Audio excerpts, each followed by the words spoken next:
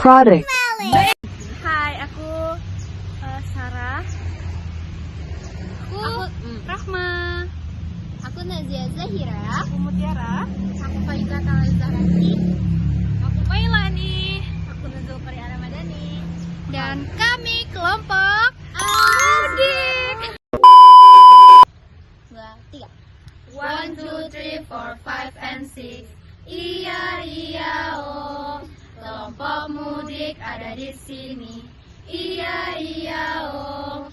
Kami di sini menjelaskan materi kami. Iya, iya, oh.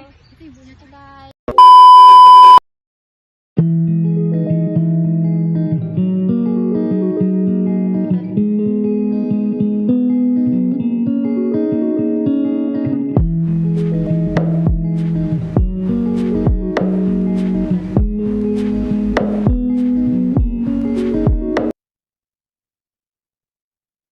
Baik, yang pertama yaitu menghantarkan impuls cahaya dari retina ke otak sehingga otak dapat menafsirkan gambar. Yang kedua, mengatur gerakan bola mata ke segala arah dan menjaga koordinasi agar penglihatan fokus. Yang ketiga, kondisi melihat satu objek menjadi ganda akibat gangguan otot mata atau saraf penggerak mata. Yang keempat, menyebabkan cahaya tidak difokuskan dengan baik ke retina sehingga penglihatan buram atau kabur.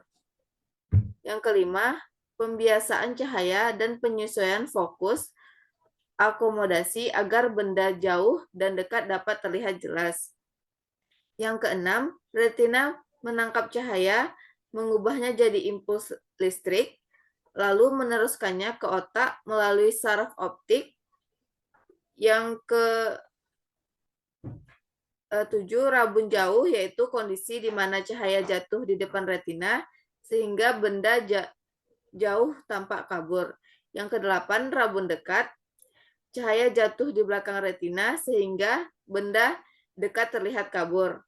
Yang ke-9, kelainan refraksi akibat kelengkungan kornea atau lensa tidak rata, menyebabkan bayangan terdistorsi atau buram. Yang ke-10, cahaya masuk melalui kornea, melalui pupil dan lensa. Difokuskan ke retina, lalu retina mengubahnya jadi sinyal saraf yang dikirim lewat nervus opticus ke otak untuk diproses menjadi penglihatan. Kembali kepada moderator. Terima kasih kepada Mutiara Renata. Nah, dari sini kita sudah tahu istilah-istilah yang baru kita dengar tadi. Selanjutnya, saya akan membuka sesi tanya jawab kepada teman-teman untuk melanjutkan diskusi kita. Dari sini, teman-teman, adakah yang ingin bertanya agar diskusi kita ini lebih inklusif? Baik, moderator, izin bertanya. Perkenalkan, sebelumnya nama saya Nazia dengan NIM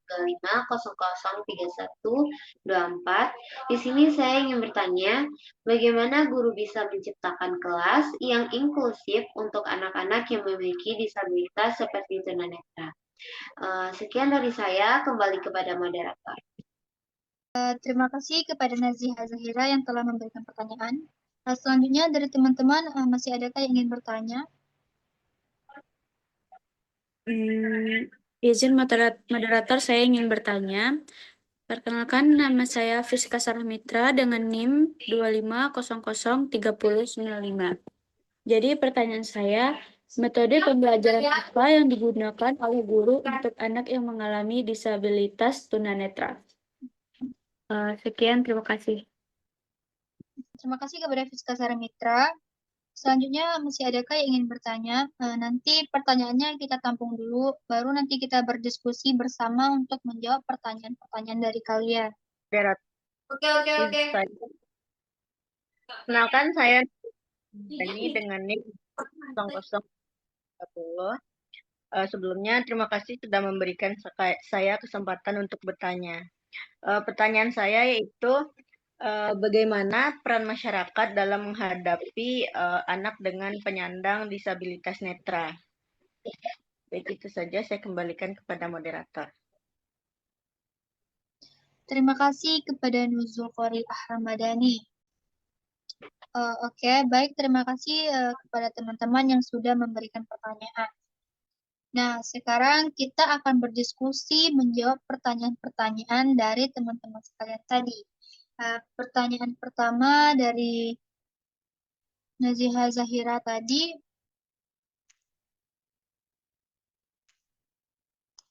akan kita diskusikan. Apakah dari teman-teman ada yang bisa menjawab pertanyaan dari Naziha Zahira tadi? Baik, izin sebelumnya moderator. Perkenalkan, saya Mailani Rahmawati dengan NIM 25003110 akan menjawab pertanyaan dari Naziha. Pertanyaannya, bagaimana guru dapat menciptakan kelas yang inklusif bagi anak-anak dengan disabilitas tunanetra? Menurut saya, dengan menciptakan lingkungan belajar yang ramah, fleksibel, dan setara bagi semua peserta didik. Nah, hal ini dapat dilakukan dengan menyediakan media pembelajaran yang sesuai, seperti buku braille, audiobook, atau aplikasi pembaca layar, serta memastikan penataan ruang kelas yang aman dan mudah diakses. Guru juga perlu menggunakan metode pembelajaran multisensori dengan memanfaatkan indera pendengaran dan peraba agar siswa tunanetra dapat memahami materi dengan baik. Selain itu, guru harus menumbuhkan sikap empati serta membangun kerjasama antara siswa melalui kegiatan kolaboratif. Sehingganya anak tunanetra merasa diterima dan tidak terisolasi. Pelatihan khusus bagi guru dalam menangani kebutuhan anak tunanetra juga sangat penting agar proses pembelajaran berlangsung dengan efektif. Nah, dengan demikian, kelas yang inklusif dapat benar-benar menjadi ruang belajar yang menghargai keberagaman dan memberikan kesempatan yang sama bagi semua peserta didik.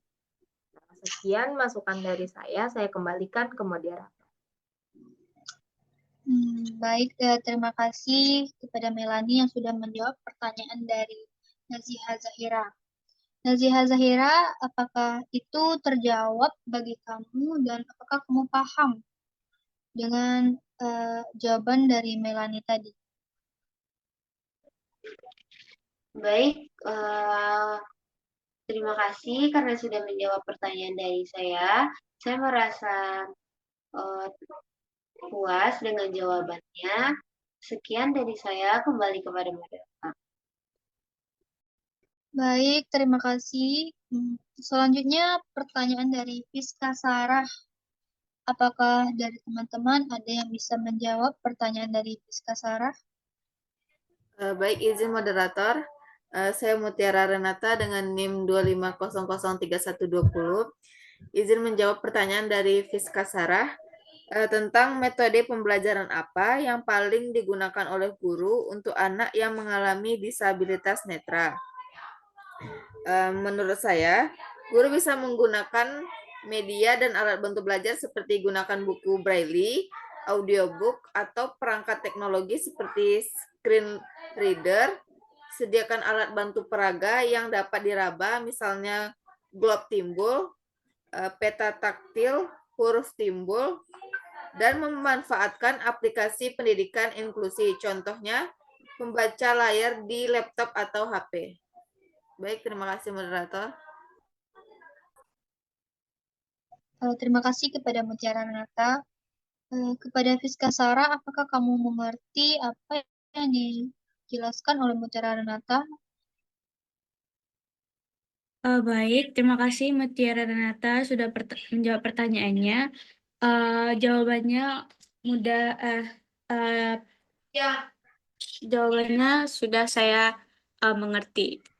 Terima kasih. Saya kembalikan ke moderator. Selanjutnya pertanyaan yang ketiga, yaitu dari pertanyaan dari Nuzul Qari'ah. Mailani Rahmawati, apakah bisa menjawab pertanyaan dari Nuzul Qari'ah? Baik, terima kasih kepada moderator. Eh, Peran masyarakat dalam menghadapi anak penyandang disabilitas netra itu sangatlah penting. Dimulai dari mengubah pandangan masyarakat menjadi lebih inklusif dan positif, memberikan dukungan emosional dan praktis, hingga memastikan hak-hak mereka terpenuhi seperti hak pendidikan dan partisipasi dalam kegiatan sosial. Nah, masyarakat juga berperan aktif dalam menciptakan lingkungan yang aman dan mendukung serta memberdayakan penyandang disabilitas netra agar mandiri dan mengaktualisasikan potensi mereka. Terima kasih, saya kembalikan kepada moderator. Terima kasih kepada Mailani atas jawabannya. Nuzul Qari'ah, apakah kamu mengerti apa yang dijelaskan oleh Mailani tadi dan apakah itu sudah bisa kamu pahami? Oke, baik moderator dan terima kasih kepada Mailani atas jawabannya. Saya paham dengan penjelasan dari Mailani tadi. Saya kembalikan ke moderator. Nah, teman-teman, dari hasil diskusi kita tadi, kita sudah paham bagaimana anak berkebutuhan khusus yang mempunyai kelainan pada matanya atau anak yang rabun, dan juga bagaimana peran masyarakat dalam menghadapi mereka. Gitu. Nah, cukup sampai di sini diskusi kita pada malam hari ini. Saya Nurisbi Rahmadani sebagai moderator pamit undur diri. Assalamualaikum warahmatullahi wabarakatuh. Waalaikumsalam warahmatullahi wabarakatuh.